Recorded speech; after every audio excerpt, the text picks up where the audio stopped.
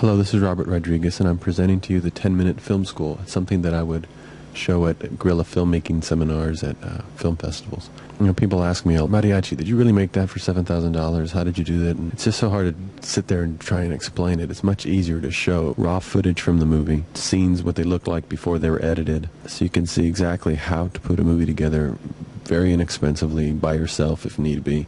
First of all, I shot this movie silent.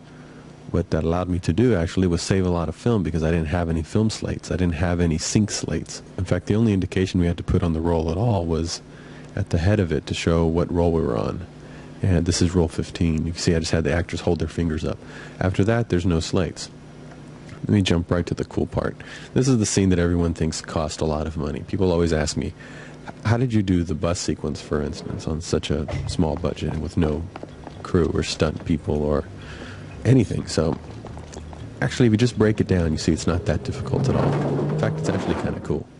So what you're going to be looking at here is the actual raw footage of this scene and the order it was shot. There's no slates. Every time you see a flash frame, that's me starting or stopping the camera. You'll see that this is everything that I shot for this sequence, and it explains why the movie was so inexpensive, because I only shot 25 rolls of film for the entire movie. Well, let me just show you the raw footage and you can get a sense of how that could be possible. Here we go. This is my actor Carlos. He's going to run up the stairs and throw his guitar case, but you'll see that he misses in this first take. But that's all right, because the first part of it was fine. Him running up the stairs was good. I'm not going to redo the whole take. That's a waste of film. What I'll do is just punch in a little bit closer, have him toss it again, and intercut the two shots so it looks like I have two cameras running at the same time. In fact, anytime he made any progress in his little journey through this scene, I would change the camera angle, change the position, because the feeling I wanted from the movie was that I did have a lot of time and money and cameras, and so I didn't shoot anything in a master. So basically, I'm just cutting in the camera. Since I'm also the editor of the movie, I'm just making my editing decisions as I go along, not shooting anything extra. Every time you see that flash frame again, that's me just stopping filming or starting to shoot again. I would call action, then I would start shooting. Now these pieces here look very short and very small, but when you see the finished cut, it's not short at all. It's plenty of, I'm only using a few frames because it's an action sequence, so you only need a very small amount of film. That one cable that's tied around the pole right there, we put up, fastened it from that pole to a telephone pole across the street. And then what he does is slide across this with a homemade pulley device that we had a local blacksmith make us for $12 US. We tested it in Carlos's backyard. Action! Now you recognize this guy here. He's one of the bad guys in the movie. Instead of having a film crew, I would just use my actors. I mean, they're just standing around anyway, so he was helping me by pulling me in the wheelchair as I got this shot of Carlos going overhead. We're actually just waiting for our bus to arrive. Here's our bus. What I did was I got all the way down the street with a zoom lens so that I could compact the action slowly by pushing in as he went down the line, making it look like the bus was much closer to him than it was. I also undercranked so that it would look a little faster. So he kicked the bus, swings over to his mark on top of the truck, and he doesn't fall on the bus. I get that separately from inside the bus. He's already on the hood. He just hops down on front and, you know, shuffles around. And this is something I had forgotten about. I got myself in the shot by accident. You see me in the rear view strip there in the bus. There's my camera wrapped in a t-shirt, and there's me back there. You see, it's almost like shooting documentary style. It's just you with a handheld camera running around grabbing all your little pieces. So here we shoot it again from the outside, and he's just shuffling around, we're not going very fast at all, making it look like there's a lot of danger involved. That truck right there that he runs onto actually is, you notice that the bad guys drive it around in the movie. That's Carlos's truck. All my camera, it's our production truck. All my camera equipment's in the back. It followed us around everywhere and shows up quite a few times in the movie. It's just an all-purpose shooting vehicle. Okay, so here's the truck sequence edited. Now, what you're looking at here is not the DVD copy that you have. This is my actual original $7,000 videotape that first went out to studios, the one that Columbia bought. People always ask, well, before the film was blown up and you first got it shown, what did it look like? Was it just unwatchable? Did Columbia come in and fix it all up? And actually, this is it right here. I'd cut offline on 3/4 inch, did all my cutting straight from my original tape that came off the original negative, so it looks much cleaner than what you even have on the DVD. because by the time Columbia bought it and blew it up to 35 millimeter and distributed it on film, it was much more degraded, and the film negative had been handled so much that it was really worn out. I couldn't even use that negative to make a good video transfer for this DVD. Okay, this is how you get 5 shots in one take. Basically, I shoot his first line of dialogue here in the wide, then I zoom in for his second line, which is a little more threatening, zoom back out to get this wide shot of the guitar case going up. And I'm doing this because I wanted to make it look like I've shot this all day with different lens sizes. I go back to a medium close-up and then punch in for a tighter shot for his last big threat, then whip back out again for him opening the case. Now, I know those zooms are very jarring, but they're basically just repositions. I always plan to cut away to the other guy's reaction during the zoom. Basically, I'm just shooting as an editor, getting my coverage that I need, but doing it all in one take, rather than, I'm never going to use that threat in a wide. So I'll go ahead and get it in a close-up, and I've made the decision. I've made the editing decision as I've shot it. So I can't change my mind later because it's shot only one way. I only did one take of this. But it's fine. You find that you can deal with anything that you've done. You can make just about anything work. You just make the decision now, save all that time and money, and not make the decision later. And if you're the editor, you can make those decisions, and they work out fine. That was a real gun, by the way, and so are these two up front here. See, this guy has a real gun, but the two in the back, those are water pistols. See the extra big water cartridge there sticking out. We borrowed these guns from the cops. Carlos, he's from this town, so we went to the cops and said, you know what, we'd like to borrow a couple of your machine guns if you would allow us to. We're going to put blanks in them, and you can lend us one of your cops to watch us. We're only going to use them for a few minutes at a time. The only problem with having a real gun is that when you put a blank in it, it would jam like this. That's it. That's all it would give us.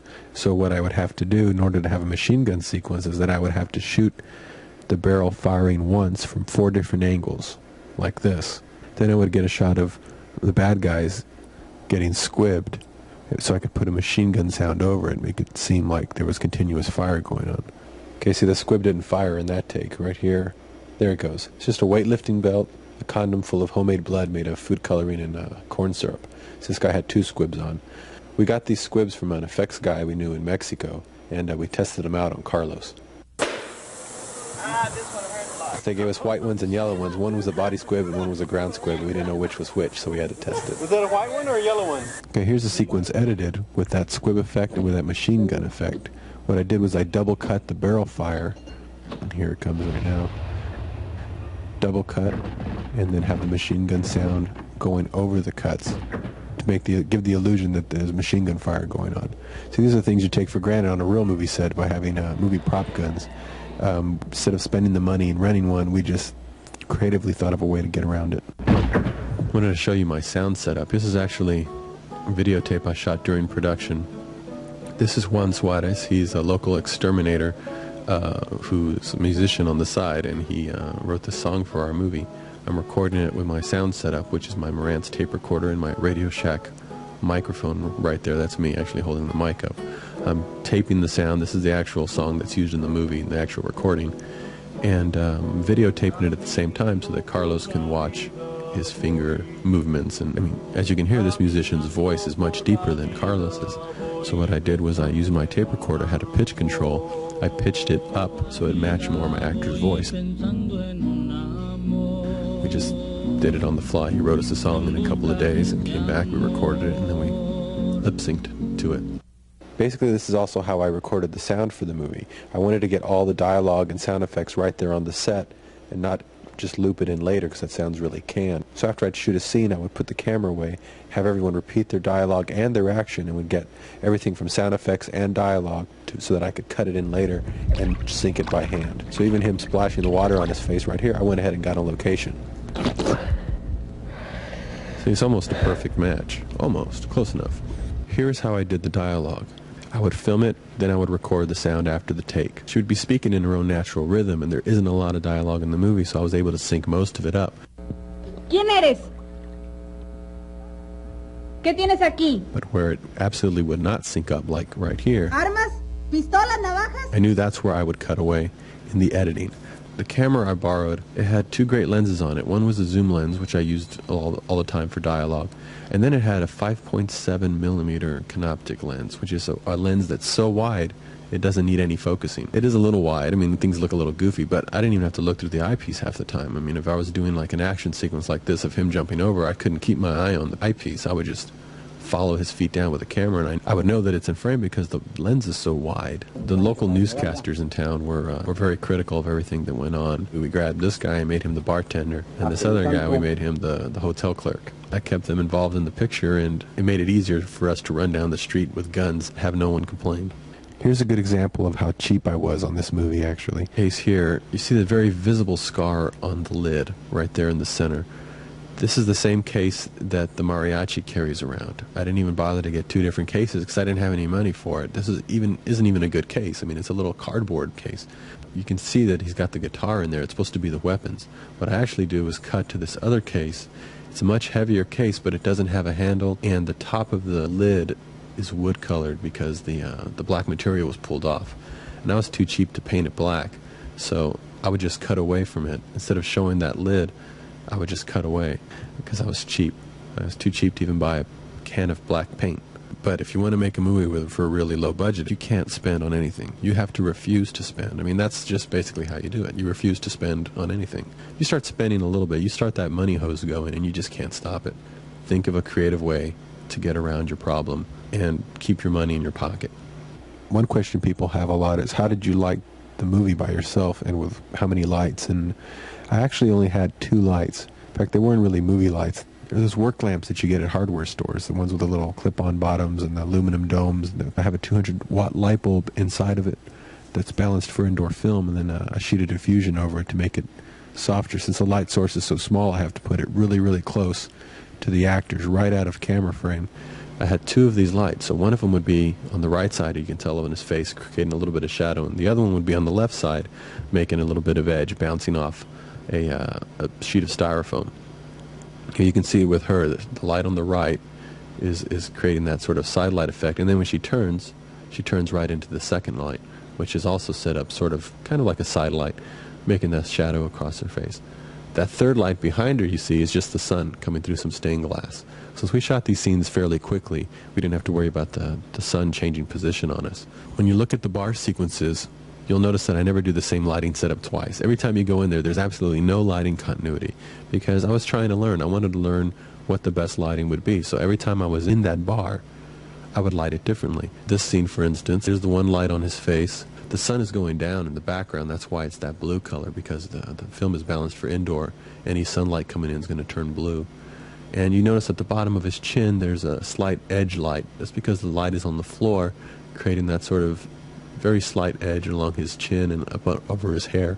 For the bad guys, I did something different. I put a red light on him. So I have my one light on the right side on his face, and the second light kicking from behind with a red gel over it. You notice outside that it's a little brighter outside. We shot this on a different day. In this scene, I did something completely different, because this was the last scene we shot, and it was at night. It was like 3 in the morning, so there's no light coming in from outside. So what I had to do was put the light in the back on the wall, going through that rail back there to make those patterns on the wall. And my second light is right here on the right, very side light, making half his face go into shadow. It's right out of the camera frame, so it's really close, making a very, very soft light. You know what? I think our 10 minutes are up. But basically, I just want to, if you're interested in making a movie, go make one, but make it cheap. Make it dirt cheap. Refuse to spend any money, and see how much you can do with your creativity. So many people come up to me and tell me, "Oh yeah, I made this movie. We got it in for under, $200,000, but our investors are, we don't know what we're going to do with it." And it's such a big production when you make a big production out of it. Don't. You can have a lot of fun and do some really cool stuff with just, in your backyard with a few toys. And that's it. Good luck.